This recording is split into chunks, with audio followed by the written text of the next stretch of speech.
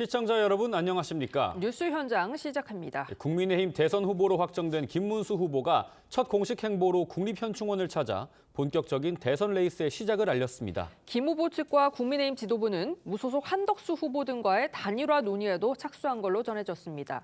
취재기자 연결해 자세히 알아보겠습니다.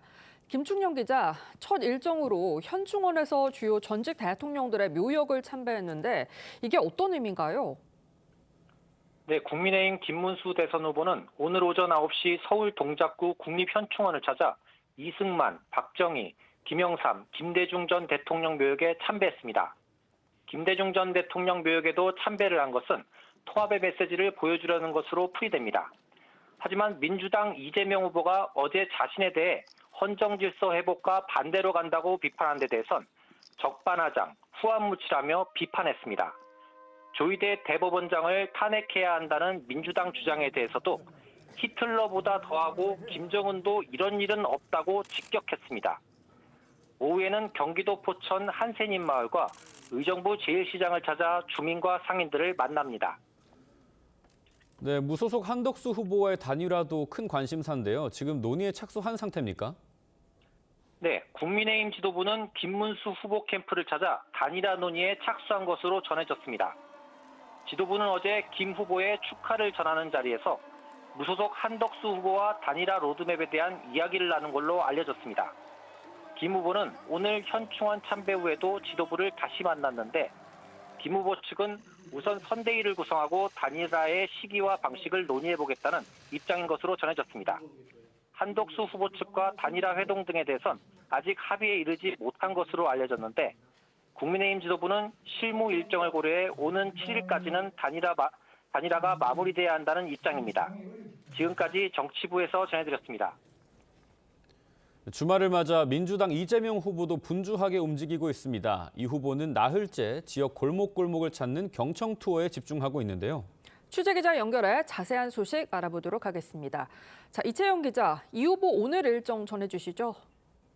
네, 민주당 이재명 후보는 경청 투어 4일차를 맞아 경북 영주와 예천, 충북 단양, 강원 영월을 거쳐 충북 제천을 차례로 방문합니다. 대선 후보로 선출된 이후 중도 보수세가 강한 지역을 돌며 외연 확장에 속도를 내는 모습입니다. 이 후보는 영주에서 경북이 고향인데도 자신에게 눈을 흘기고 악감정을 갖는 분들이 많다며 자신이 온갖 모함을 당하기는 했지만 정말 뭐가 있었다면 이 자리까지 왔겠느냐 이렇게 말하기도 했습니다. 그러면서 가짜뉴스를 퇴치하고 진짜 정보와 진실을 유통해야 한다고 강조했습니다. 이 후보는 자영업자 지원 공약도 발표했는데 계엄으로 피해를 본 소상공인들을 위해 지역화폐와 온누리 상품권 발행을 확대하겠다고 밝혔습니다. 네, 민주당에서는 조희대 대법원장에 대한 이 국정조사와 특검 주장도 나왔다면서요? 네, 그렇습니다. 이 후보의 공직선거법 위반 사건을 대법원이 유죄 취지로 파기환송하자 민주당 내에서는 사법부의 대선 개입, 사법 쿠데타 이런 비판이 쏟아지고 있습니다. 김민석 상임 공동선대위원장은 오전 기자회견에서 조희대 대법원장에 대한 청문회와 국정조사, 특검이 필요하다고 밝혔습니다. 윤석열 임명목 10명의 대법관은 전자문서를 다 읽었는지 즉각 답변을 해야 한다며 이 질문에 답변하지 못하면 공개 사죄하고 자진 사퇴해야 한다고 주장한 겁니다. 당 일각에서 제기되고 있는 조 대법원장 탄핵에 대해선 지도부에서 공식적인 입장을 정한 바 없다며 일단 선을 그으면서도 대법원은 이미 위법적으로 절차를 위반한 것으로 보인다고 설명했습니다. 민주당은 오늘 오후 4시 비상의원총회에서 이 문제를 다룬 뒤 조 대법원장 탄핵 여부에 대한 당의 입장을 설명할 것으로 보입니다. 지금까지 정치부에서 전해드렸습니다.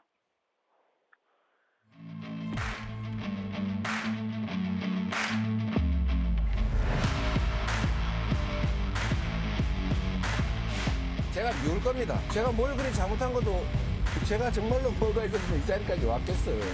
지금 누가 누구를 욕하고 있는지 저는 이 현충원에서 정말 다시 한번 강조하건데 대한민국이 그렇게 호락호락한 나라가 아닙니다. 개헌을 해야 된다고 생각하는 분들은 저는 모두 합쳐야 된다고 생각합니다.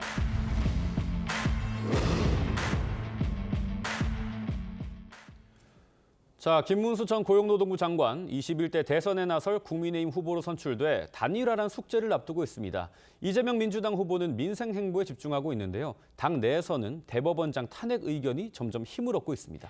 오늘로 대선까지 30일 남았는데요. 대선 판세를 좌우할 변수까지 하나하나 전문가들과 짚어보겠습니다. 하민경 국민의힘 대변인, 송영훈 전 국민의힘 대변인, 김진욱 민주당 중앙선대위 대변인, 이승훈 민주당 전략기획위 부위원장 나오셨습니다. 안녕하십니까? 반갑습니다. 네, 국민의힘 대선 후보로 선출된 김문수 후보는 오늘 오전 현충원 참배를 시작으로 공식 일정에 돌입했습니다. 김 후보, 이 현충원에서 민주당의 대법원장 탄핵 움직임을 직격했습니다. 들어보시죠. 히틀러보다 더하고 김정은이 뭐 대법원장을 탄핵했다 소리 못 들었죠. 시진핑이 이런 일이 있었습니까? 스탈린이 탄핵을 31번씩 했다 이런 이야기 들어보셨어요? 의회를 다 장악해서 대통령도 계속 탄핵을 하고 줄탄핵을 31번 하고 그 모자라서 또 대법원장까지 탄핵한다. 이게 뭐 하는 겁니까 이거? 국민 여러분.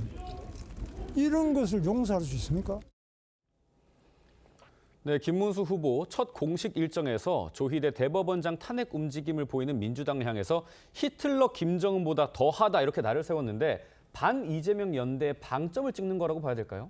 이번 대통령 선거는 그야말로 체제 전쟁이라고 볼 수 있을 것 같습니다. 네. 그 민주당의 이재명 세력의 그 횡포가 도를 지나쳐도 너무나 지나쳤다 이런 평가가 있는데요. 지금 줄탄핵으로 입법부를 계속해서 마비시키는 것으로도 모자라서 이재명 그 대표를 이제 후보를 조사를 했던 검사들 그리고 또 중앙지검장도 이제 탄핵을 했었고 이 탄핵이 이제 기각됐음에도 불구하고 또 다시 이제 검찰총장을 탄핵하고 이번엔 대법원장까지 이제 탄핵을 하겠다고 하는데. 범죄자에 대해서 판결을 내린 대법원장 도대체 어떤 사유로 이제 탄핵을 하는 것인지 아마 다들 국민이 궁금해하실 거라고 생각이 됩니다. 이런 이재명 세력 때문에 아무래도 이제 사법부 흔들기 또 그리고 사법부를 길들이기 아니냐 이런 얘기가 나오고 있고요. 이런 세력을 막기 위해서 지금까지 선열들이 피땀 흘려서 굳건히 지켜낸 자유민주주의가 흔들리고 있다 이런 생각들 그리고 또 민주당 인사들이 얘기를 하고 있는 삼권 분립은 이제 필요가 없다 이렇게 얘기를 하고 있는 이런 위태로운 나라 상황에서 김문수 후보가 첫 행보로 이제 택한 현충원 참배 후의 첫 일성은 상당히 적절했다 이렇게 생각됩니다. 네. 예, 오늘 오후에 김문수 후보가 포천 한센이 마을 그리고 의정부시 제일시장 방문을 한다고 하는데 어떤 배경이 있다고 보시는지요? 과거에 이제 김문수 후보가 2006년부터 2014년까지 경기도지사 역임하지 않았습니까? 예. 맞습니다. 그리고 그 경기도지사 역임할 때 환경부, 국토부 등과 협의를 해서 그 한생인 마을의 무허가 염색 공장 이거를 양성화된 산업단지로 추진하는 등 많은 관심을 기울였다고 알려지고 있어요. 그래서 그런 부분들을 환기하고자 포천의 한생인 마을을 방문하는 것으로 보이고 예. 앞으로도 아마도 김문수 후보는 일정에 관해서는 이렇게 좀 약자를 많이 보호하고 보듬는 듯한 인상을 주려는 것을 많이 기획하지 않을까 생각이 됩니다. 왜냐하면 본인의 정체성이 구로공단 노동운동자 출신 아니겠습니까? 예. 그런데 현재는 다소 완고한 이미지를 갖고 있어요. 그런 걸 좀 탈색하기 위해서라도 사회적 약자를 많이 보듬는 일정들을 보여줄 걸로 기대가 됩니다. 네, 이승훈 부위원장께 좀 질문을 드리고 싶은데 어제 최종 득표율로 56.53%로 이 김문수 후보가 대선 후보로 선출이 됐습니다. 수치를 좀 살펴보면 이 당원 투표에서 61%를 얻어서 한동훈 후보를 20%포인트 이상 크게 앞섰고 여론조사에서도 과반을 넘겼습니다. 이게 따져보면 홍준표 후보의 표가 좀 많이 이동한 걸로 보이는데 그러면 국민의힘에서는 탄핵 찬성에는 그렇게 크게 응답하지 않았다 이렇게 분석을 해야 될까요? 아무래도 아직까지는 탄핵에 대해서 찬성했던 한동훈 후보에 대한 견제 의식이 있는 것 같아요. 아직도 네. 좀 밉다라고 하는 것 같고 또 김문수 후보가 자신의 이름을 김덕수라고 했잖아요. 맞습니다. 그만큼 자신은 김문수가 아닌 김덕수고 그래서 한덕수 후보와 충분히 같이 연대하고 단일화하겠다라고 하는 것에 열려 있었다는 측면에 있어서는 한동훈 후보에 대해서 좀 미심쩍었다라고 생각되고 또 이재명 후보와의 대안 관계에 있어서 한동훈 후보가 그렇게 압도적으로 우세하지를 못했어요. 오히려 김문수 후보보다 조금 더 낮은 부분이 있었거든요. 네. 그런 측면에서는 본선 경쟁력도 한동훈 후보가 좀 보여주지 못한 부분에 있어서 아무래도 김문수 후보로 좀 표가 몰리지 않았나 네. 싶고요. 다만 이제 중도층이 어떻게 반응할 것인가 이게 이제 앞으로 나올 여론조사에서 중요한 추이가 될 것 같습니다. 네, 김문수 후보는 한동훈 후보와의 탄핵 찬반 대결에서 승리했다고 볼 수 있을 것 같은데요. 이재명 후보는 헌정 질서 파괴라고 혹평을 했고요. 김문수 후보는 적반하장이라고 맞받았습니다. 들어보시죠. 대한민국의 현재 최고의 당면 과제는 헌정 질서를 회복하는 것인데 완전히 반대로 가는 것 같은 느낌이 좀 들어 아쉽긴 합니다. 국민들께서 과연 이 나라 헌정 질서를 파괴하는 국가 반역 세력들에 대해서 어떤 평가를 하실지 스스로 한번 돌아보시면 어떨까.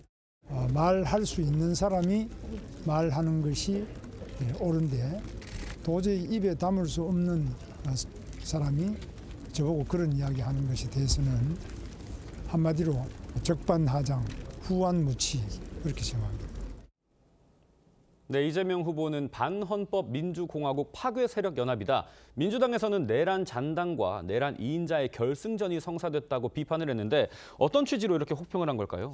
그러니까 어제의 국민의힘의 이제 최종 경선 결과를 놓고 보면 결국 국민의힘은 탄핵의 강을 건너는데 실패했다 이렇게 평가할 수 있는 겁니다. 왜냐하면은 이번에 지금 김문수 후보 같은 경우에는 계엄에 대해서 전혀 사과하거나 그 계엄에 대해서 또는 윤석열 전 대통령의 탄핵에 대해서 반대하는 이런 모습을 지속적으로 보여왔고 그런 부분들에 있어서 전혀 변화된 모습을 보여주지 않고 있었고요. 네. 또 한덕수 권한대행 같은 경우에는 지금 이 윤석열 정부의 전 정부의 2인자 역할을 하면서 결국 12.3 비상계엄 내란 사태를 막지 못했던 그 과정에서 또 일정한 역할을 한 것이다라는 지금 그런 그 상황들까지 보여지는 모습 속에서 결과적으로 보면 탄핵 계엄에 반대하고 탄핵을 찬성했던 이 한동훈 후보가 그 탈락하는 이런 모습들 그리고 지금 또 이 두 후보들 김문수, 한덕수 이 두 분이 지금 이제 단일화를 성사시켜서 결과적으로 보면은 이 헌정 질서를 파괴하려고 했던 세력 간의 연합체를 구성하겠다 이렇게 지금 얘기하고 있는 겁니다. 네. 그렇기 때문에 당연히 이재명 후보의 입장에서는 이번 대선을 구도를 명확하게 정리한다면 헌정 질서를 회복하는 그런 대선으로 치르겠다 이런 것인데 그러니까 구도가 아주 명확해진 것도 있고 또 지금 윤석열 전 대통령에 대한 윤심이 상당히 두 사람에게 많이 작동되고 있는 이런 과정들 이것들을 국민들께서 과연 어떻게 이해하실 것이냐 그런 측면에서 이런 비판적인 메시지를 낼 수밖에 없었다 이렇게 이해하고 있습니다. 네, 그런데 김문수 후보 발언 중에서 개헌을 추진하겠다라고 한 게 눈에 띄는데 이 개헌을 앞세우고 있는 한덕수 전 총리와의 연대를 사실상 뭐 기정사실화한 거다 이렇게 볼 수 있을까요? 네, 그렇게 볼 수 있을 것 같습니다. 김문수 후보는 계속해서 본인이 처음에 출마했을 때부터 본인이 이제 대통령이 된다라고 하기보다는 이재명 체제에게 이길 수 있는 누구라도 강력하게 연대를 하겠다 이렇게 얘기를 했고 어제 이제 수락 연설에서도 또 마찬가지의 이야기를 했습니다. 지금 개헌의 필요성은 예전부터 진즉 있어 왔는데 이제 개헌이 되지 않은 것은 여러 가지 대통령으로 계신 분들이 이제 개헌에 찬성을 해야 되고 또 그리고 의회에서도 동의를 해야 되는데 그런 부분이 마땅치 않았기 때문입니다. 그런데 지금 시점에서 개헌을 하지 않으면 정말 안 되는 부분이 이번에 윤석열 대통령의 그 탄핵 판결문에서도 나타나 있는 것처럼 의회 권력이 너무나 비대해서 이게 의석수로 이렇게 밀어붙이는 이런 민주당 하에서는 도대체 협체도 할 수도 없고 어떤 견제와 균형도 이룰 수 없다라는 점을 국민들께서도 너무나 보셨습니다. 그렇기 때문에 이번에 대통령 후보로 나온 분들이 이제 개헌에 찬성을 하고 그것도 임기 단축에 대한 개헌을 찬성을 한 거죠. 이재명 후보 같은 경우에는 원래는 개헌에 찬성을 한다라고 했다가 본인이 이제 뭐 어대명 이런 얘기가 나고 대통령이 될 것 같으니까 이제 개헌에 대해서 이제 또 반대하는 입장으로 이제 돌아섰습니다. 그런 걸 보면 후보들 간에 이제 김문수 후보라든지 한덕수 후보라든지 개헌에 진심인 분들이 함께 한다면 이번에야말로 개헌을 이룰 수 있지 않을까. 그리고 의회에서도 여든 야든 이런 부분에 동의할 것이라고 생각합니다. 네, 뭐 개헌에 반대한다라기보다는 타 후보보다 조금 소극적인 태도를 보이고 있다. 이렇게 보면 어떨까 싶고요. 김문수 후보는 한덕수 후보의 단일화, 더 나아가 반 이재명 빅텐트 구상에도 적극 동참할 것으로 예상이 됩니다. 김문수 후보 목소리와 어제 저희 TV조선 뉴스7에 한덕수 후보가 처음으로 출연해서 인터뷰를 했는데 그 내용까지 모아봤습니다. 한번 들어보시죠. 저는 한덕수 권한대행 총리님하고는 개인적으로 가까운 사람입니다. 우리 당에 입당했으면 제일 좋았는데 그렇지 않기 때문에 이제 복잡한 여러 문제가 있을 겁니다. 이런 문제를 충분하게 대화를 통해서 잘 협력하고. 제가 축하 전화를 드리면서 빠른 시일 내에 만나자 그렇게 얘기를 했고 김문수 후보도 그렇게 하자 그렇게 얘기를 했습니다. 저는 그 방식에 대해서는 완전히 열려 있습니다. 네, 저희 TV조선 단독 보도가 전해졌는데요. 이 권용세 비대위원장, 권성동 원내대표 등 이 국민의힘 지도부가 어제 김문수 후보 캠프를 직접 찾아가서 이 단일화 논의를 한 걸로 전해졌거든요.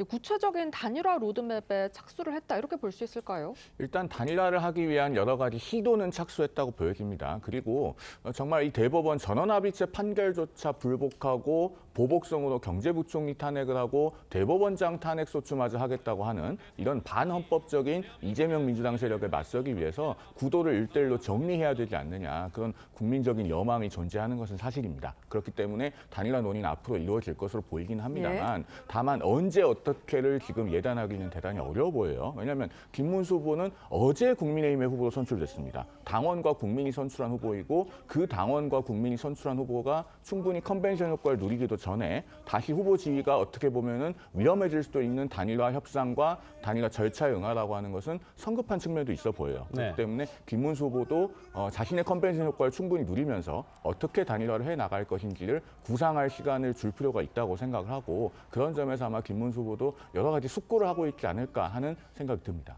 관련해서 이제 민주당 의견도 좀 궁금한 게 문제가 시간이란 말입니다. 11일 후보 등록 마감까지는 시간이 있는데 7일 수요일이 마지막이란 얘기가 나옵니다. 국민의힘 기호 2번으로 포스터나 공보물을 인수하려면 7일에는 모든 게 완료돼야 된다고 하는데 지금 김문수 후보도 최종 후보로 선출되기 전보다는 단일화에 조금 소극적인 입장인 것 같고 어제 물어봤을 때도 숨을 좀 돌리겠다 이런 취지로 말한 적이 있었거든요. 7일이면 얼마 안 남았지 않습니까? 그 전에 가능할 거라고 보십니까?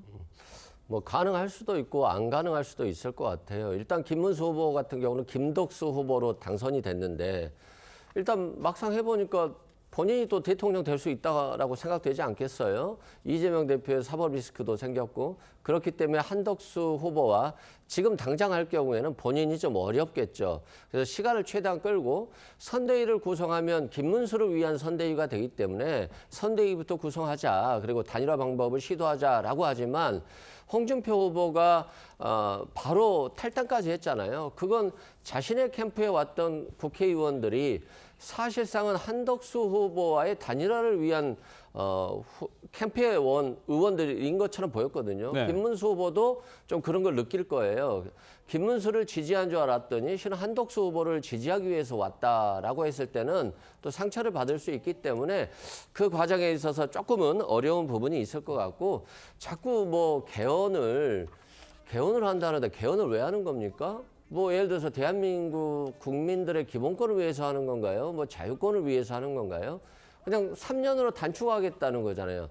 근데 3년으로 단축하는 것이 대한민국을 위한 건가요? 아니면 자기들끼리 권력을 나눠먹고 또 이재명 후보를 막기 위해서 나는 3년만 하겠다라고 하는 건데 결국 국민은 없고 국민의힘 후보나 한덕수 후보가 당선되기 위해서 개헌을 하자라고 하는 것이니까 이 개헌이 결국 자신들을 위한 개헌이지 국민을 위한 개헌이 아니다라고 보는 것이고요. 우리가 검찰이 권위를 굉장히 많이 잃었잖아요. 그건 야당만 수사하고 여당은 수사하지 않았기 때문에 권위를 잃어버린 거거든요.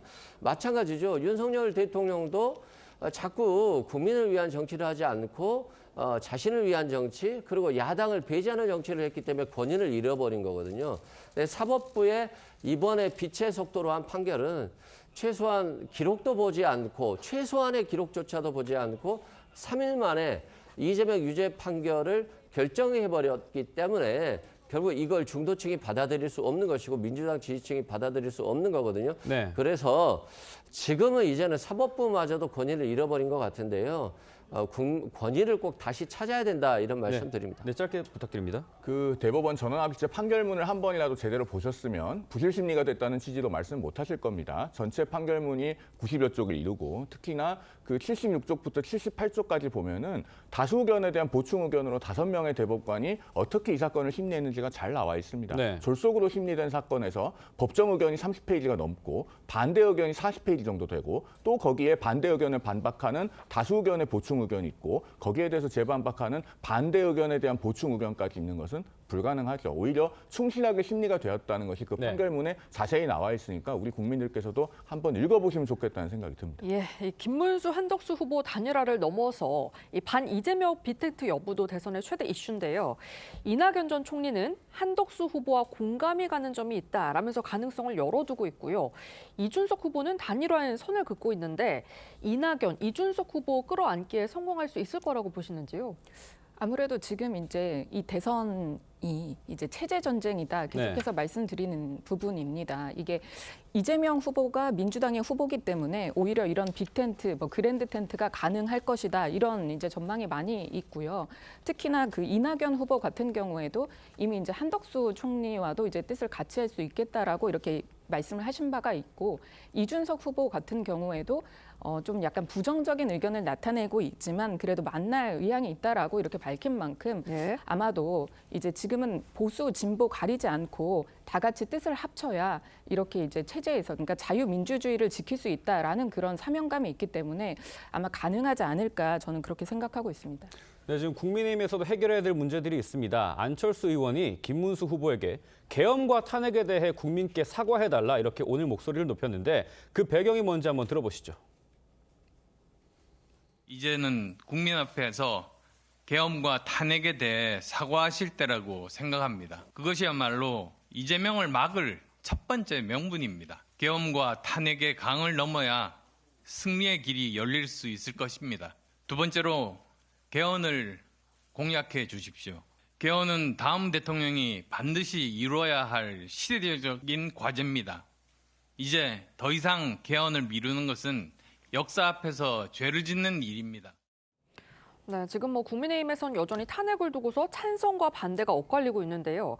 반 이재명 연대 빅텐트를 치려면 이 탄핵에 대한 입장 정리도 좀 필요할 것 같아요. 어떻게 보십니까? 저는 안철수 의원이 굉장히 필요한 지적을 적절한 시기에 잘 하셨다고 봅니다. 지금 어제 전당대회 결과만으로는 국민의힘이 아직 계엄의 바다를 건너는데 한 번에 성공하지는 못했습니다만 특히 국민 여론조사를 보면은 국민의힘을 지지하고 또 무당층인 분들 합해서 48.5%가 계엄에 가장 적극적으로 반대했던 한동훈 후보를 선택했던 건 아니겠습니까? 그러면은 계엄의 바다를 건너기 위한 추가적인 조치가 없이는 민심을 얻을 수 없다는 것이 확인된 겁니다. 그리고 국민의힘이 아직 계엄의 바다를 완전히 다 건너지 못한 상황에서 그 후보로 선출된 김문수 후보도 여전히 바다 한가운데 있다는 점을 본인도 잊으면 안 됩니다. 그리고 이 비상계엄이라는 사건 자체는 다시 있어서는 안 되는 불행한 일이기 때문에 언제라도 국민들께 거듭 죄송하다고 말씀드려야 되는 것 아니겠습니까? 그러니까 선출된 후보인 김문수 후보가 이 부분에 대해서 입장을 정확하게 정리하고 갈 때 당내가 모두 하나로 모여서 이 헌법의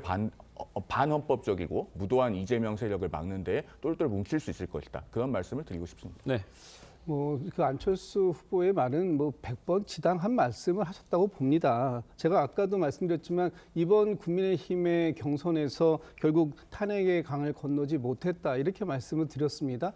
지금 김문수 후보가 최종적으로 후보가 되었습니다만 지금 여전히 김문수 후보가 이 계엄에 대한 입장 했고요. 또 특히 윤석열 전 대통령의 탄핵에 대한 입장도 반대하는 입장을 명확히 냈지 않습니까? 네. 그리고 여전히 윤석열 전 대통령이 국민의힘의 1호 당원으로 지금 있어요. 그러니까 전혀 선긋기 어떤 이 계엄이라든지 탄핵이라든지 아니면 윤석열 전 대통령에 대한 선긋기가 국민의힘 차원에서 전혀 이루어지지 않고 있는 이런 부분들 속에서 과연 이게 국민의힘의 지지층들을 결집시키는 데는 일부 도움이 될지는 모르겠습니다만 중도 확장성이 있는가, 특히 한덕수 권한대행과의 단일화까지 한다면 더더군다나 그런 부분들이 어려워질 수 있다라는 것이 안철수 후보의 얘기고 지금 빅텐트 얘기가 계속 나오고 있는데 이준석 후보 같은 개혁신당에서도 이 탄핵에 대해서는 찬성하는 입장 아닙니까? 맞습니다. 그렇다면 빅텐트를 명분 있게 치기 위해서 이 탄핵에 대한 또 계엄에 대한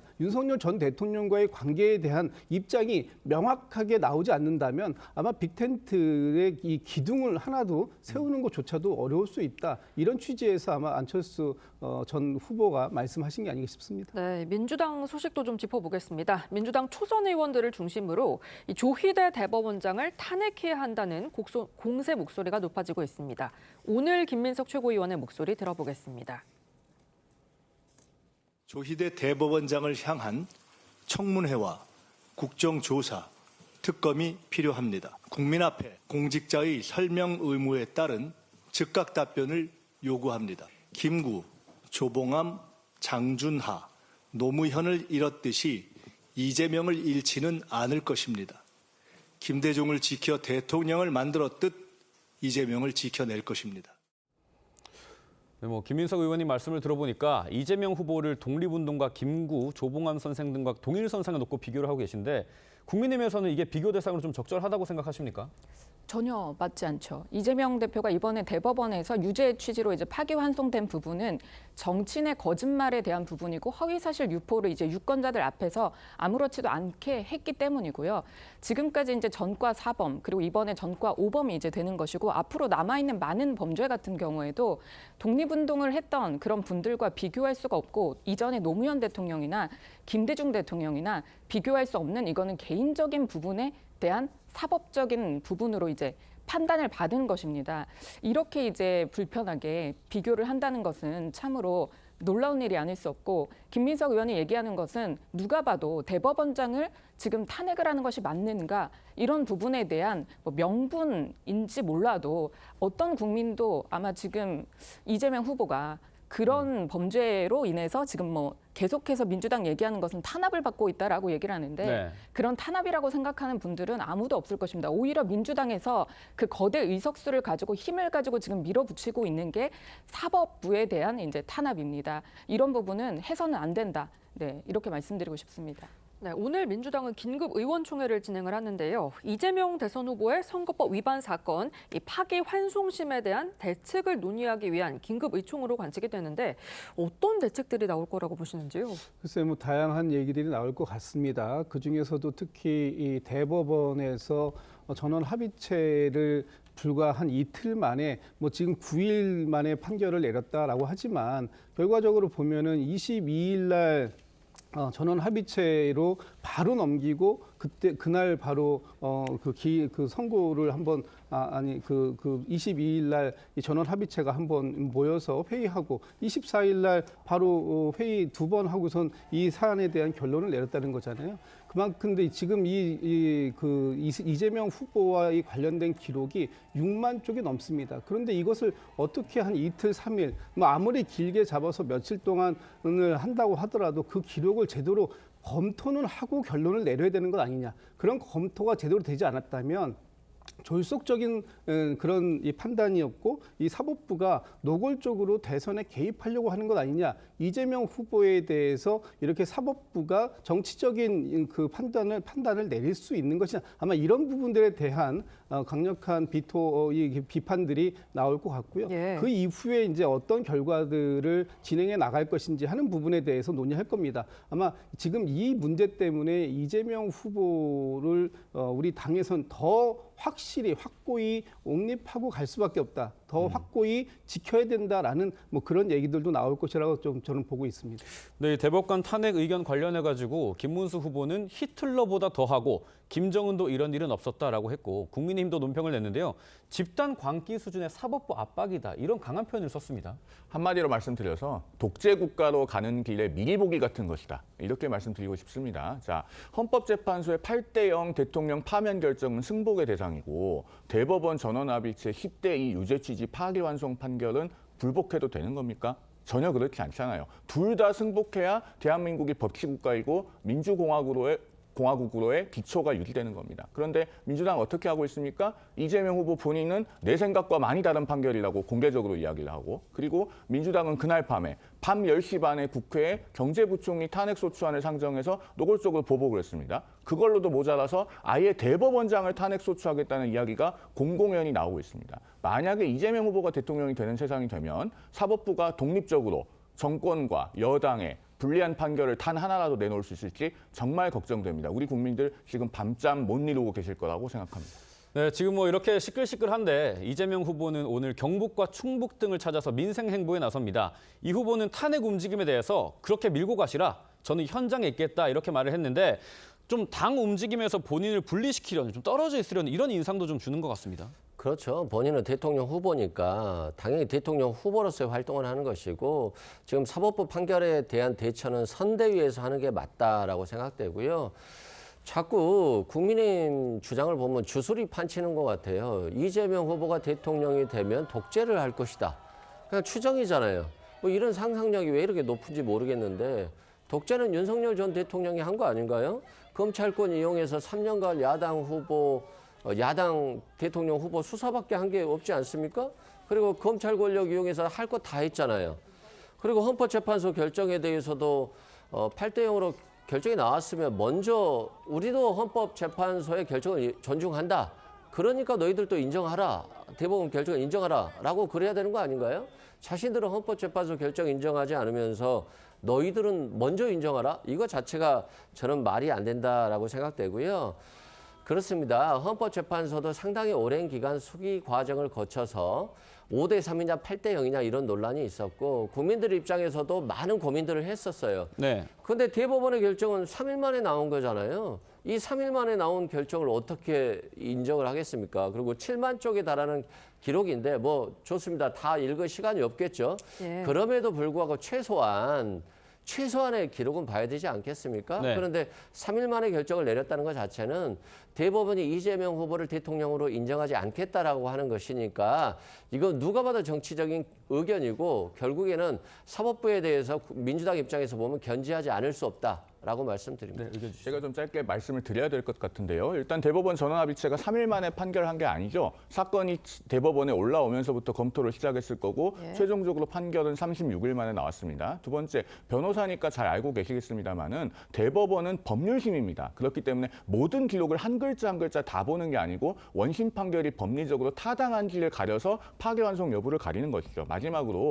상상력을 발휘한다고 하셨는데, 민주당이 그동안 얼마나 많은 검사 탄핵했습니까? 이창수 중앙지검장, 최재훈 검사, 조상원 검사, 손준성 검사, 이정섭 검사 다 탄핵 소추하지 않았습니까? 임성근 부장판사 탄핵 소추하지 않았습니까? 이렇게 법원과 검찰에 대한 탄핵 소추를 남발해온 민주당이 대법원장 탄핵 소추마저 운운한다. 앞으로 이재명 대표 체제에서 대통령이 된다면은 어떤 세상이 펼쳐질지 미리 보기다. 다시 한번 말씀드립니다. 저도 간단하게만 답변 드리면요. 소부가 결정되고 나서부터 대법관들이 판결을 하는 것이지, 소부가 결정되지도 않고도 대법관들이 보나요? 누가 이 사건을 배당이 안 돼 있는데. 그렇기 때문에 3일 만이다라고 주장하는 거고요. 유력 대통령 후보에 대한 판결이에요. 그렇다고 한다면 대법관들이 최소한 열심히 보는 척 정도 수준의 공정성은 필요하다라고 말씀드리고, 그렇게 많은 탄핵 소추를 했는데 왜 역풍이 한 번도 안 불었습니까? 윤석열 전 대통령이 그만큼 국정을 제대로 운영하지 못했기 때문에 역풍이 없었던 겁니다. 네. 그렇게 보시면 될 것 같습니다. 네, 이런 가운데 한덕수 후보 어제 저희 TV조선에 출연해 이재명 후보가 왜 대통령이 되면 안 되냐는 질문에 이렇게 답했습니다. 본인은 그러한 헌법과 법률에 맞는다고 하면서 딴 사람이 헌법과 법률에 따라서 행동하는 것에 대해서는 틀렸다라고 그렇게 판정을 내리고 그렇게 몰아붙이는 것은, 그거는 대단히 저는 옳지 않은 그러한 일이다. 관련해서 한덕수 전 총리는 어제 정대철 헌정회장을 만나서 이 정부에 다시 복귀하면 개헌을 꼭 해내고 하야하겠다 이렇게 강조를 했습니다. 개헌에 다소 소극적인 태도를 보이는 이재명 후보를 좀 압박하는 걸로 보이기도 합니다. 아무래도 이제 한덕수 총리가 출마를 하게 된 것은 이재명의 대척점에 있기 때문이다, 이렇게 생각하는 분들이 상당히 많으실 거고요.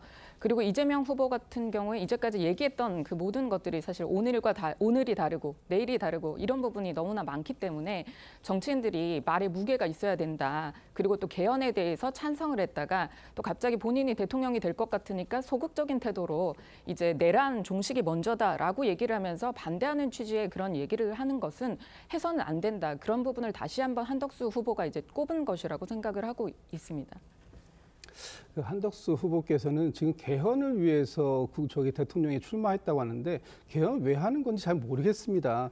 개헌은 국민을 위해서 하는 것이고 지금 개헌도 중요하고 민주당도 개헌에 동의합니다. 그런데 지금 개헌만 가지고 하면 다 되는 건가요? 민생 경제가 정말 너무나 어렵습니다. 1분기에 마이너스 성장했습니다. 그리고 한미 이 대외 협력 이런 부분들 무역 협상 이런 거 중요하다고 얘기하면서 그거 다 벗어치고 버리고 나오신 분 아닙니까? 그렇다면 무슨 염치로 이 국민들께 개헌을 말씀하시는지 잘 모르겠다는 말씀 드리고요. 앞으로의 검증 과정 속에서 개헌만 가지고 충분히 국민들을 설득해낼 수 있을지 전 지켜보겠습니다. 네, 지금까지 정치권 쟁점 짚어봤습니다. 네 분 말씀 여기까지 듣겠습니다. 감사합니다. 감사합니다.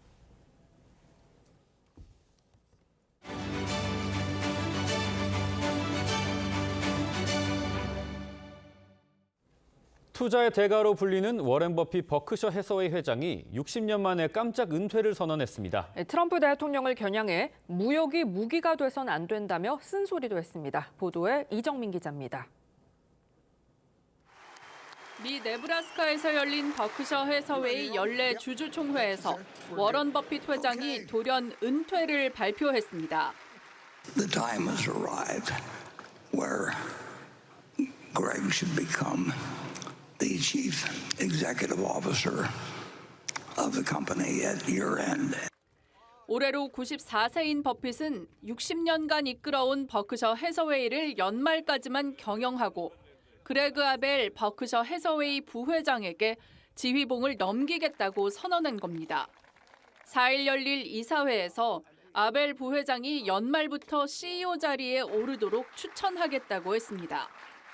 버핏은 1965년 평범한 중견 섬유 회사였던 버크셔 해서웨이를 인수한 뒤 60년간 자신만의 투자 철학을 통해 자회사만 200개에 육박하는 글로벌 기업으로 키웠습니다.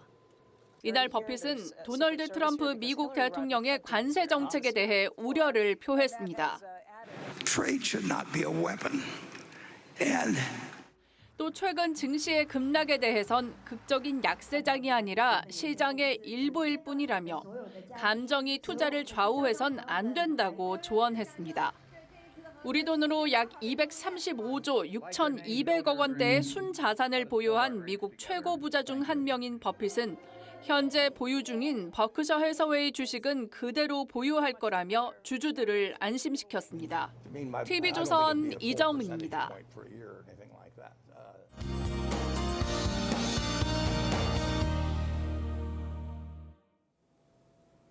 흐렸던 어제와 달리 오늘은 전국에 맑은 하늘 드러났습니다.